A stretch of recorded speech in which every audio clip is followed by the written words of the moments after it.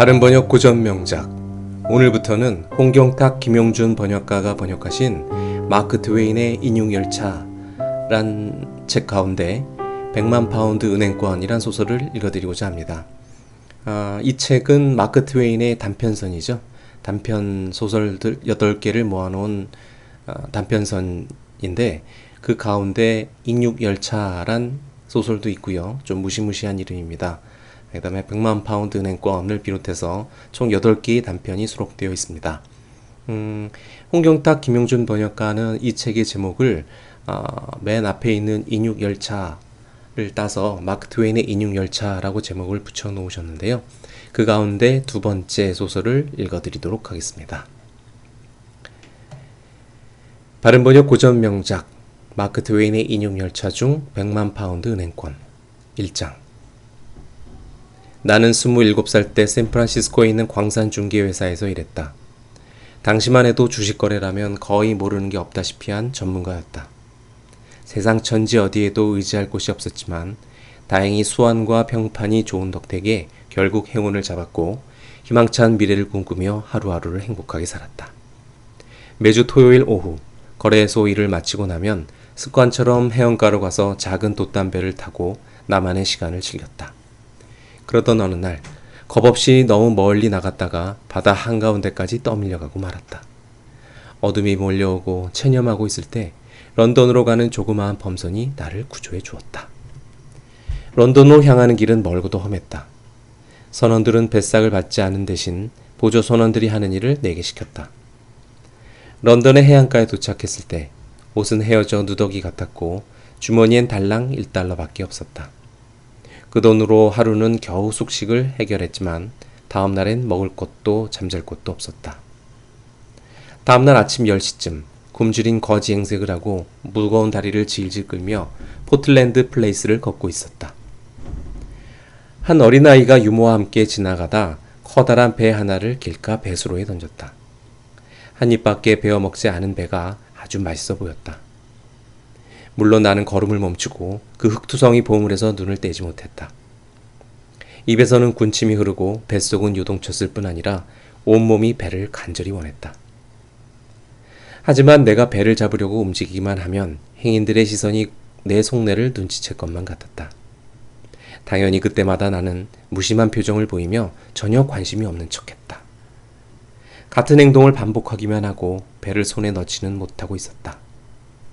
그러다 참다 못해 수치심을 버리고 필사적으로 배를 움켜쥐려는 순간 뒤에 있던 창문이 열리고 한 신사가 큰 소리로 내게 말했다.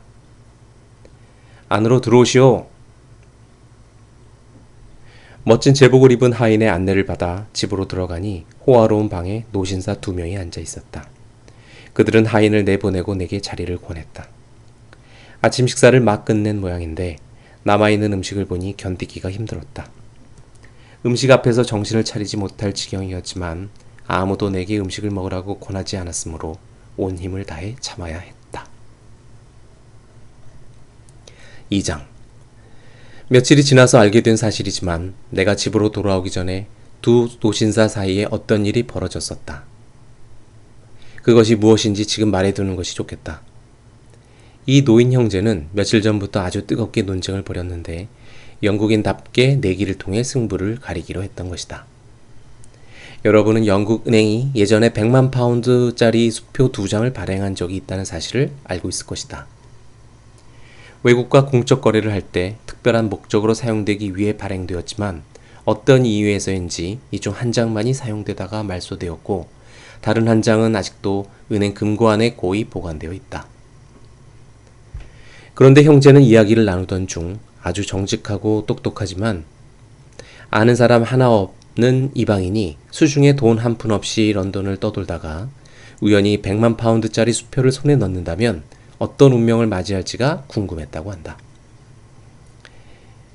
형은 그가 곧 굶어 죽을 것이라고 말했다.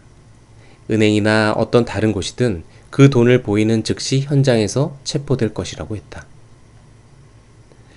반면 동생은 굶어 죽지 않을 것이라고 했다. 아무튼 그 남자는 100만 파운드 수표를 이용해서 어떻게든 한 달 동안 먹고 살며 감옥으로 가지 않을 것이라고 했다. 동생이 2만 파운드를 걸겠다고 말했고 형 역시 제의를 받아들였다. 동생은 은행으로 가서 100만 파운드짜리 수표를 가져왔다. 끊어왔다. 그들은 영락없이 뼛속까지 영국인다운 사람들이다. 그리고 나서 동생은 서기 한 명에게 편지 내용을 불러주며 멋진 둥근 글씨체로 받아 적게 했다. 그리고 두 형제는 하루 종일 창가에 앉아 밖을 지켜보면서 적임자가 나타나기를 기다렸던 것이다. 그들은 그리 똑똑하지는 않지만 정직한 얼굴을 한 사람을 보았고, 사람들을 많이 보았고, 똑똑하지만 그다지 정직해 보이지 않는 사람들도 여러 명 보았다. 정직하고 똑똑해 보이는 사람들도 많이 있었지만 그다지 가난하지 않거나 가난하긴 해도 이방인이 아니었다. 그러던 차에 내가 나타나자 그들은 내가 모든 조건을 충족한다는데 의견을 함께했다. 그래서 만장일치로 나를 택했고 비로소 나는 이 방에 불려온 이유를 알게 되었다. 그들은 나에 대해 이것저것 묻기 시작하더니 금세 내 상황을 파악했다. 그들은 내가 적임자라고 했다. 나는 진심으로 기쁘다고 말하면서 의도가 무엇인지 물어봤다. 그러자 신사 한 명이 나에게 봉투 하나를 건네주면서 그 안에 설명이 있다고 했다. 봉투를 뜯어보려고 하자 안 된다고 말했다. 숙소로 가져가 자세히 읽어보고 성급하거나 경솔한 행동을 하지 말라고 했다. 나는 이해가 안 가서 그 문제를 좀 더 논의해보고 싶었지만 그들이 원치 않았다. 그래서 인사를 하고 나왔지만 불쾌한 감정이 생기고 분명히 어떤 장난 같은 것에 휘말려서 모욕당한 것 같았다. 하지만 참을 수밖에 없었다. 돈 많고 힘 있는 사람들에게 모욕을 받아도 어쩔 수 없는 상황에 처해 있었기 때문이었다. 3장. 지금쯤이면 사람들 앞에서 보란듯이 배를 집어 먹어치웠을 테지만 배는 이미 사라진 뒤였다. 괜한 일에 뛰어드는 바람에 배를 놓쳤다고 생각하니 그 노인들에 대한 감정이 수그러들지 않았다. 그 집이 시야에서 사라지자 곧바로 봉투를 뜯어보았다. 그런데 그 속에 돈이 들어있는 게 아닌가. 노인들에 대한 생각이 싹 바뀌어버렸다. 나는 지체 없이 수표와 쪽지를 조끼 주머니에 쑤셔넣고 근처에서 가장 가까이 있는 싸구려 음식점으로 발걸음을 재촉했다. 아, 얼마나 정신없이 먹었던지.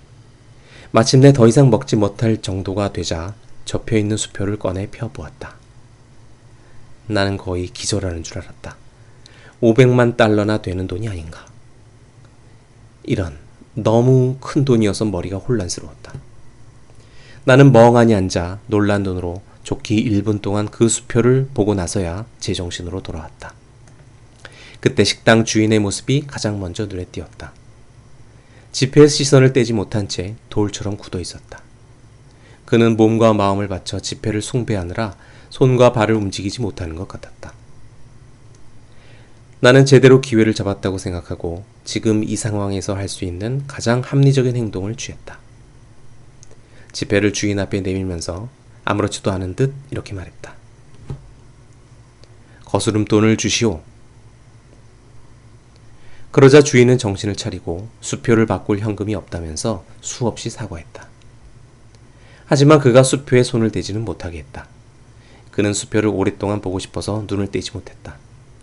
아무리 쳐다봐도 질리지 않는 것 같았지만 가난한 보통 사람들에게 그 돈은 너무나 성스러운 물건과도 같아서 주인은 몸을 움츠리며 감히 만져볼 엄두도 내지 못했다. 다시 내가 말했다. 불편을 끼쳐 미안하지만 달리 방도가 없네요. 바꿔주십시오. 내게는 그 방법밖에 없군요. 하지만 그는 아무 문제 없다고 말하며 그렇게 얼마 되지도 않은 금액은 나중에 언제든지 지불해도 좋다고 했다. 당분간 식당 근처에 다시 올 일이 없다고 말했지만 주인은 그것도 별로 중요하지 않다고 했다. 언제까지 기다려도 상관없다고 말했을 뿐만 아니라 내가 오고 싶을 때 언제든지 와서 마음껏 먹고 음식값도 편할 때 갚으라고 했다. 또한 나처럼 일부러 허름한 옷을 입고 사람들에게 장난치기를 좋아하는 돈 많은 신사를 신뢰하지 못할 이유가 없다고 말했다. 그때 다른 손님들이 들어오자 주인은 나에게 수표를 안 보이는 곳에 집어넣으라고 슬쩍 말했다. 그리고 내가 문으로 향하자 그는 따라오며 계속 인사를 했다. 내게 돈을 준 형제를 만나기 위해 그 집으로 곧장 발길을 옮겼다. 경찰이 쫓아오기 전에 잘못된 것을 바로잡고 싶었고 그러기 위해서는 도움이 필요했기 때문이다. 물론 나는 아주 예민해 있었다. 사실 잘못한 것은 전혀 없었지만 몹시 겁이 났다. 그런데 그 신사들이 100만 파운드 수표를 나그네에게 1파운드로 착각하고 주었다는 사실을 알았을 때 자신들의 눈이 잘못된 것을 탓하기는커녕 당연한 것처럼 미친 듯이 화를 낼 것이 분명했다. 집이 가까워지자 사방이 고요해서 내 흥분도 가라앉기 시작했다. 그들은 중대한 실수를 했다는 것을 미처 깨닫지도 못한 것이 확실했다. 나는 배를 눌렀다. 조금 전 그 하인이 다시 나타났다. 나는 노신사들을 불러달라고 했다. 그분들은 안 계십니다. 하인은 거만하고 차분한 말투였다. 안 계시다고요? 어디 가셨는데요? 여행 가셨습니다. 어디로 가셨나요? 제 생각엔 유럽으로 가신 것 같습니다. 유럽이라고요? 예, 선생님. 어디로, 어떤 경로로 간 거죠? 그건 말씀드릴 수 없습니다, 선생님. 언제쯤 돌아오실까요? 한 달 정도 걸린다고 하셨습니다. 한 달이라. 이런, 큰일 났군. 그럴 생각이었으면 내게 한마디라도 남겼으면 좋았을 텐데. 아주 중요한 일인데. 도와드릴 방법이 없네요. 정말 어디로 가셨는지 모르겠습니다, 선생님. 그러면 가족 중 누구라도 만났으면 좋겠는데요. 가족분 역시 아무도 안 계십니다. 몇 달째 외국에 계세요. 제 생각에는 이집트나 인도에 계신 것 같습니다. 이런, 오늘 중대한 착오가 있었어요. 오늘 밤이 되기 전에는 아마 두 분이 돌아오실 것 같은데 내가 집에 왔었다고 얘기 좀 해주겠어요? 그러면 이곳에 다시 찾아와서 착오를 바로 잡을게요. 그렇게 해야 그분들도 더 이상 걱정하실 필요가 없지 않을까요? 들어오시면 말씀드리겠지만 아마 돌아오시지 않을 겁니다. 그분들은 선생님이 떠나신 지 1시간쯤 지나면 여기로 다시 오셔서 뭔가를 물어볼 거라고 미리 말씀하셨죠. 하지만 잘못된 건 없고 그분들도 약속한 시간에 여기로 와서 선생님을 기다릴 거라고 전하라고 하셨습니다. 나는 어쩔 수 없이 단념하고 돌아설 수밖에 없었다. 온통 의문투성이지 않은가. 미칠 것만 같았다. 그들은 약속한 시간에 이곳으로 올 것이다. 그건 또 무슨 의미지? 오, 이 편지에 해답이 있을지 몰라. 나는 편지를 꺼내 읽었다. 다음과 같은 내용이었다. 젊은이는 똑똑하고 정직한 사람이군. 얼굴을 보면 알 수 있지. 우리는 젊은이가 돈 한 푼 없는 이방인이라고 생각했어. 봉투를 열어 약간의 돈이 있을 거야. 한 달 동안 무이자로 빌려주는 것이라네. 한 달이 지난 뒤 여기로 오게나. 자네를 두고 내기를 걸었거든. 내가 이기면 힘닿는 대로 일자리를 찾아봐 줄게. 자네가 만족하며 잘 일할 수 있는 일일 것일세. 5장. 그 쪽지엔 서명, 주소, 날짜도 없었다. 이런, 상황이 아주 꼬일 대로 꼬였군. 이전에 일어난 상황을 이미 당신은 알고 있겠지만 나는 그렇지 못하다. 도저히 풀기 힘든 수수께끼일 뿐이었다. 적어도 그것이 어떤 게임인지 알 길이 없었다. 형제가 나에게 해를 입히려 하는지 친절을 베풀려 하는지도 전혀 알 수 없었다. 나는 공원에 앉아서 곰곰이 생각하면서 어떤 것이 최선인지 하나하나 따져보았다. 1시간 동안 생각해 본 후 결론을 내렸다. 그 사람들은 나에게 좋은 의도로 이 일을 꾸몄을 수도 있고 나쁜 의도로 그랬을 수도 있다. 하지만 그걸 알 도리가 없으니 그냥 넘어가기로 하자. 그들은 게임이나 계획을 통해 어떤 실험을 시작한 것이리라. 내가 이기는 쪽에 내기를 걸었는데 그것도 무엇인지 알아낼 방법이 없으니 그대로 두기로 하자. 확인할 수 없는 부분을 제외하면 남아있는 문제는 아주 명백해서 확실하게 구분할 수 있다. 만약 영국은행의 이 수표 소유자의 계좌로 돈을 예치해달라고 하면 은행에서는 그렇게 해줄 것이다. 왜냐하면 나는 수표 소유자를 모르지만 은행은 알기 때문이다. 하지만 은행에서는 내가 그것을 어떻게 손에 넣게 되었는지 물어볼 것이다. 그러면 사실대로 내가 말할 경우 당연히 나는 정신병원에 갇힐 것이고 거짓말을 한다면 교도소로 보내질 것이다. 그 지폐를 어느 은행에든 예금하거나 그것을 담보로 돈을 빌린다고 해도 결과는 같을 것이다. 좋든 싫든 관계없이 노신사 형제가 올 때까지 이 엄청난 부담을 떠안고 있어야 했다. 한 줌의 잿더미를 손에 쥔 것처럼 내게는 소용없는 물건이었지만 구걸하며 살면서 이 돈을 잘 지켜야 한다. 남에게 주려고 해도 아무 소용없는 노릇이다. 정직한 사람이건 도상강도건 무슨 일이 일어난다고 해도 지폐를 받거나 이 일에 관여하지는 않을 것 같기 때문이다. 그 형제는 걱정 안 해도 된다.